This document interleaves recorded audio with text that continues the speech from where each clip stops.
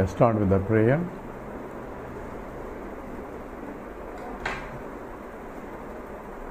Om Samasta Jana Kalyane Niratam Karunamayam Namami Chinmayam Devam Sadgurum Brahma Vidvaram Vasudeva Sutam Devam Kamsachanura Mardhanam Devaki Paramanandam Krishnam Vande Jagadgurum Tvameva Mata Cha Pita Tvameva Tvameva Bandhuscha Sakha Tvameva Tvameva Vidya Dravinam Tvameva Tvameva Sarvam Namadeva Deva Tvameva Sarvam Gurudeva Deva.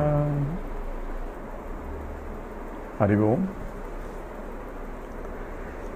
We are analyzing the subtle body, and subtle body primarily consists of 4 aspects. It's called Antahkaranam, inner instrument, and depending upon the functionality, there are 4 aspects involved. One is the Buddhi, Nischayatmikam Buddhi, that which is making a deciding factor. So that part of the mind which makes the decisions, this is right, that is wrong, this is the way to do. So all decision making process, Nischayatmikam, is done by the Buddhi, and Buddhi is the intelligence, and intelligence or intellect is required to gain any knowledge. So the Buddhi or the intellect can go from known to unknown. That means I can know what I don't know using the Buddhi only. So I can leap into the unknown, where from the known, and become knowledgeable of the unknown. And that unknown becomes a known, then I can go further. So I can evolve the Buddhi and I can gain the knowledge using the Buddhi. That is Nischayatmikam Buddhi, that which is a deciding or determining or discriminating faculty. The second one we said is the mind. Mind, here we are talking about manas. So although whole package is still called mind, but we are now differentiating a subsections, and in that this manas, which is essentially is an emotional center. All the passions, anger, the happiness, everything is at this level, and this is the one that is essentially raga, dveshas and everything are at that level, and this is called the emotional center. And here in the Viveka Chudamani is defined as Samshayatmikam. The one that has a doubts is the one that has a mind. Say whether I have closed the door or not closed the door, whether I turned the stove off or not stove off, all these things keep coming at the mental level. And wavering mind is at this level, and people who cannot make decisions quickly is at this level, where the emotional attachments, all that is coming in the emotional part of this manas, and that is called the mind or the manas in Sanskrit. And the third aspect is ahankara, the ego. Ego means a notion that I am, or owning this, this is mine and I am this. I am this and this is mine. So I am this, it becomes first this is mine, and whatever is mine becomes I am that also. So that becomes ahankara. Ahankara is a notion of ownership of starting from whatever from the body on, including whatever I possess as this is mine.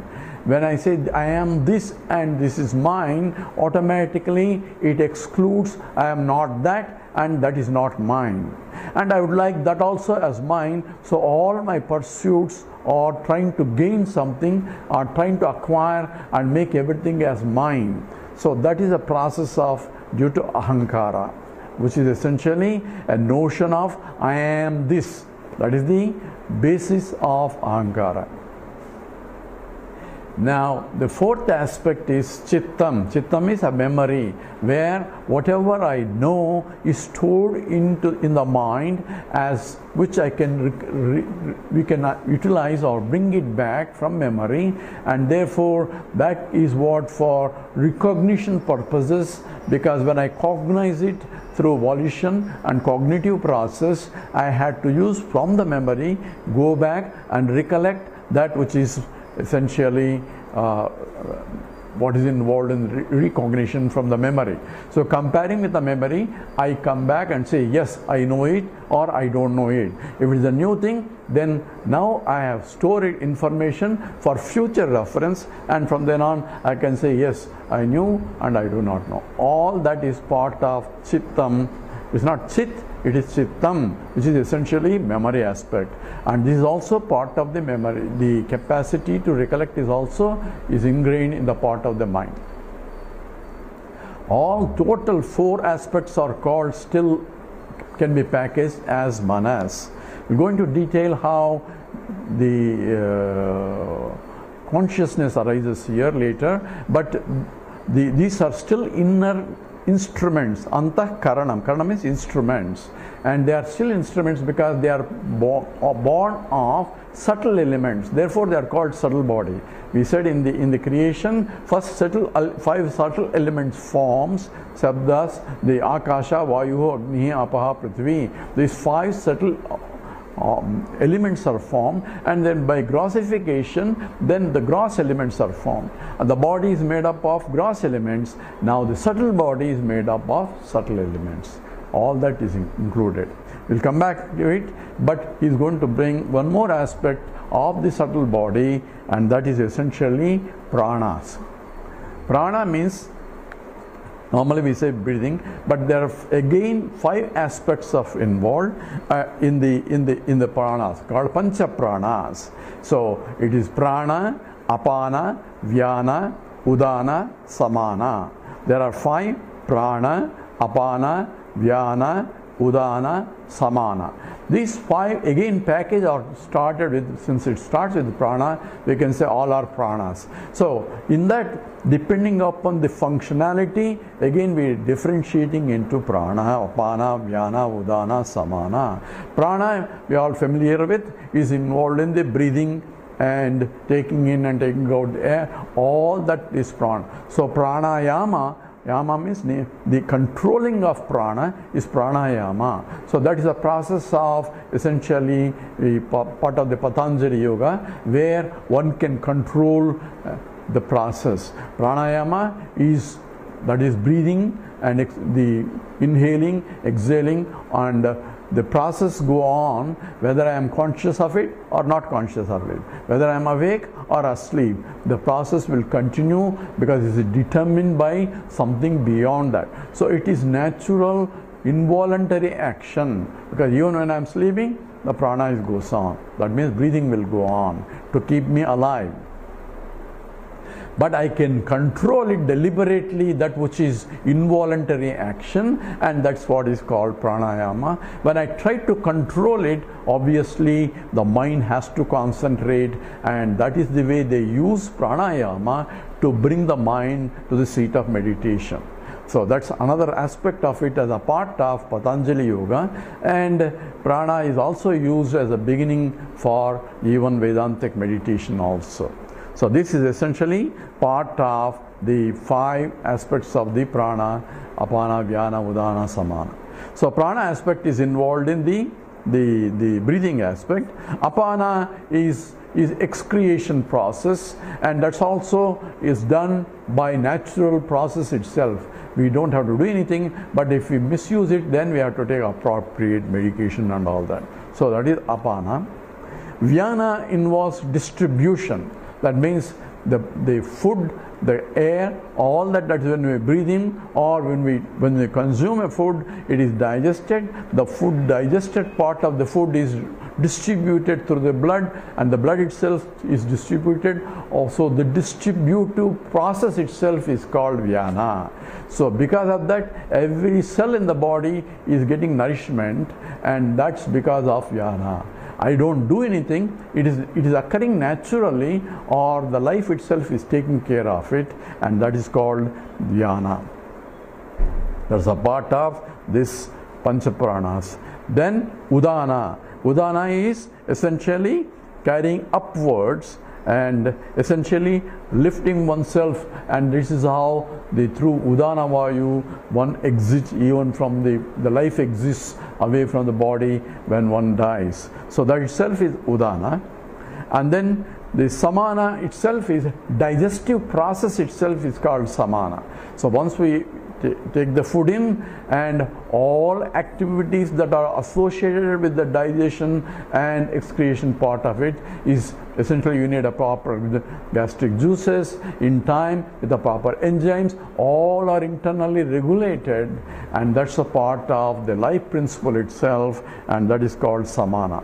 So we have Prana, Apana, Vyana, Udana, Samana. These are the 5 aspects together, or physiological functions,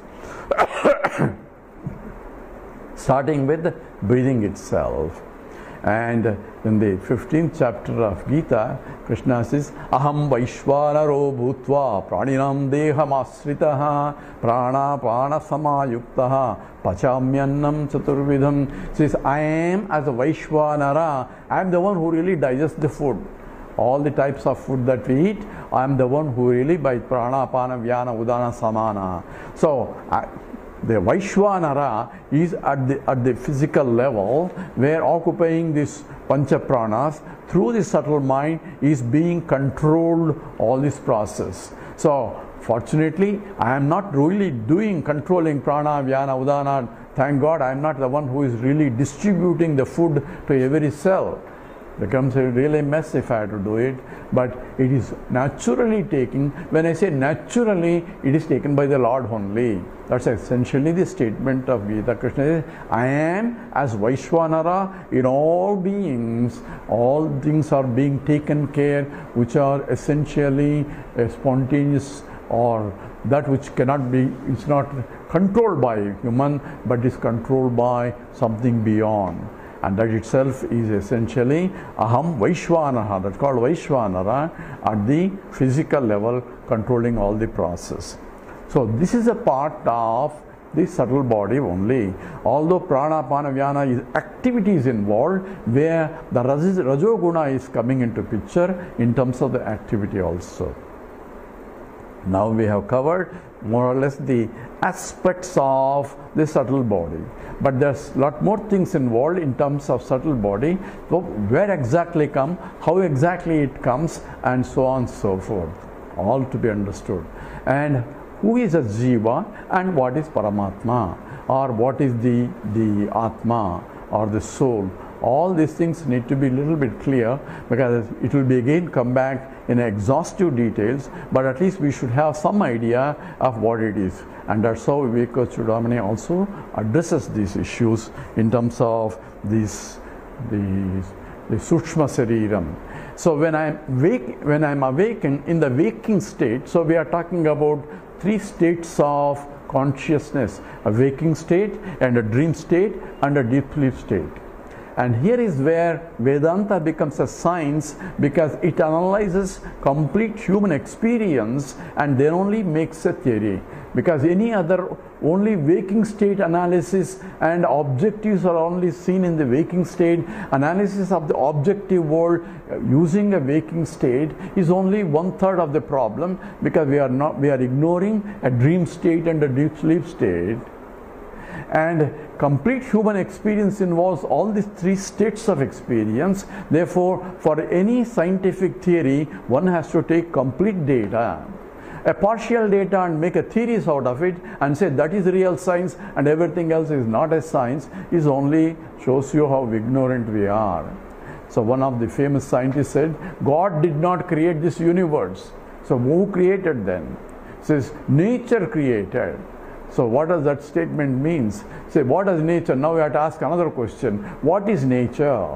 says, yes, naturally I am digesting, but what exactly it means?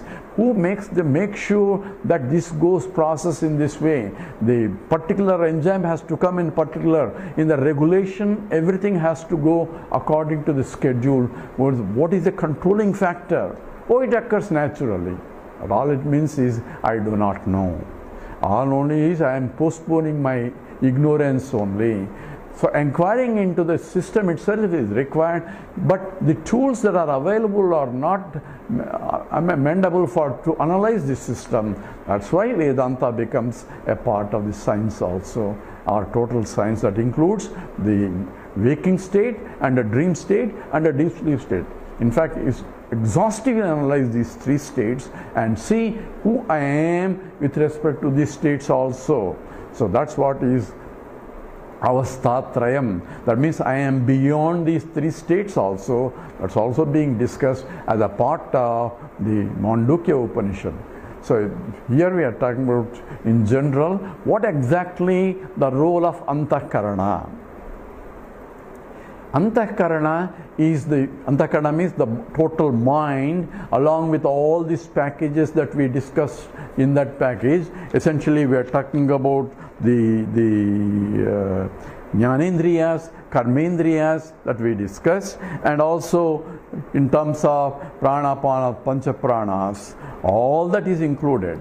So in summarize the whole thing, in the Viveka Chudamani, in the Sloka 98, it says, Vagadi Pancha, Sravanadi Pancha, Pranadi Pancha, Abhramukadi Mukhani Pancha, Buddhyadya Vidya Picha Kama Karmani, Puryashtakam Sukshma Sariram Ahuhu. What is the Sukshma Sariram? Ahuhu. Sukshma Sariram Ahuhu is Puryashtakam. This assemblies of 888 or this eightfold nature is together is called the Sukshma Sariram. What are the eightfolds involved?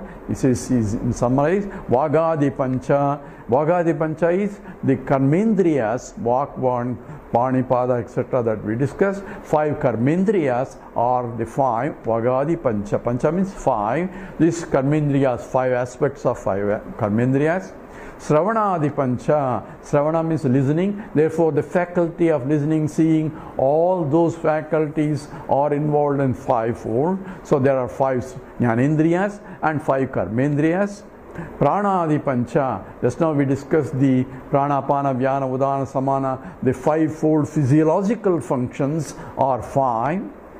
So we have 5 Karmendriyas, 5 Jnanendriyas, 5 Pancha Pranas, and Abhramukhani Pancha. Abhra is Akasha. So Akasha, Vayu, Agni, Abha, Prithvi. There are 5 Panchabhutas, both from the subtle elements that forming a subtle body and the gross elements that forming a gross body. All these are included in these 5. Then Buddhyadi. Buddhi Adi, that means mind, etc. That is the 4 aspects that are involved in terms of the Buddhi, Manas, Ahankara and Chitta. These 4 Antahkarana inner instruments are part of this one package. That's the one set. So we have the Karmendriyas one set, Savanadis, the Jnanendriyas another set, the Pranas another third set, and the subtle elements is one set, 4. And Buddhadi, Buddhi means the mind, intellect, the intellect in mind, Ahankara and all that, is another set. And Avidyapi, so there is ignorance also, that we will go into detail, that's one aspect. Avidyapicha. Then Kama Karmani, Kama and Karmani. Kama and Karmani is, Kama is the desire, which means the vasanas have to propel into desires. Desires at the level of the mind becomes agitations, and at the level of the body it becomes the actions. So Karmani, the actions, are all set together. There are 8-fold sets in terms of constituting this Antahkarana. That means the subtle body constituting all these things. So 8 total are 8 sets of the total each. So we have Karmendriyas, Jnanendriyas, Panchapranas, Panchabhutas, and Antahkaranas, and Avidya, Kama, and Karma. They are called Puryashtakam. this set of 8 is constituting the Sukshma Sariram Ahuhu. This is called Sukshma Sariram. The total is still a body, therefore it is 8. But this is the body that's required for all transactional purposes, and this is essentially how we are going to define as the Jiva slowly. So this 8, and if you add 1, that is beyond this 8, that is Atma, that is that which enlivens all these things and which cannot be quantified in any of this, is 1, and that together is 1 and 8 is called 18.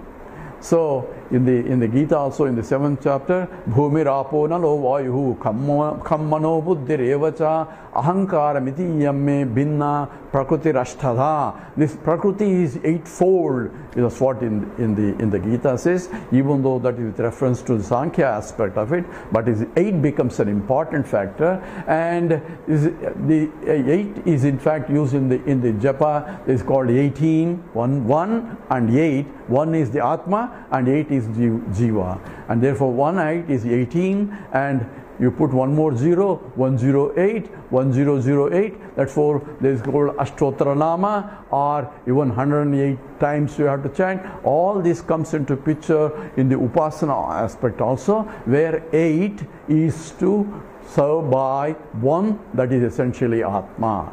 And interestingly, the Mahabharata has 18 chapters, and in that Bhagavad Gita is there in the Mahabharata, and the Bhagavad Gita also has 18 chapters. So this is 18 adhyayas, and 18 stand for Jayam. Jayam is victory.